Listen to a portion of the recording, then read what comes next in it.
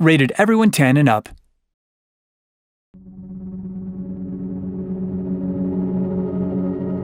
Arca's Path is a beautiful and engaging story about a little girl who lives on a bit of a dump.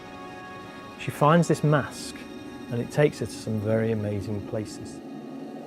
In this virtual world, in the mask, you are downloading this girl's consciousness into this ball and trying to discover the world. You are trying to navigate puzzles and figure out the best ways to get through.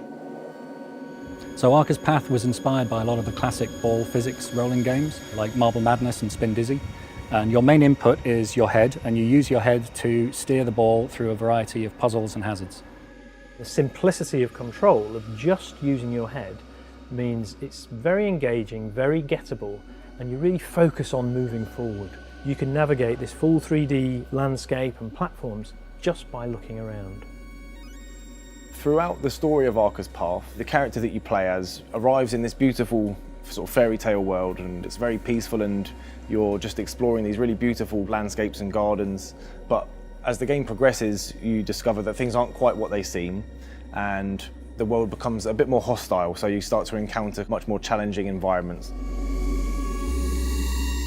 The world crumbles around you, it becomes more broken, it becomes more glitched, and because of that, the world becomes more difficult as well.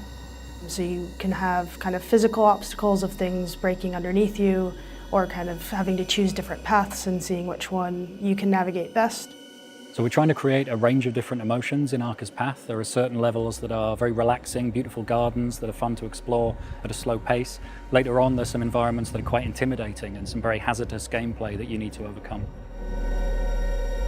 So we really want the world of Arca's Path to feel enticing and kind of mysterious. We want the player, when they're rolling through, even on the kind of quiet, not particularly challenging sections, we want there to be loads for the player to look at. And then later on, when things get a little bit darker, we want the player to feel that kind of slightly chaotic, oppressive computer simulation going a bit haywire. So you get a range of emotions throughout the game.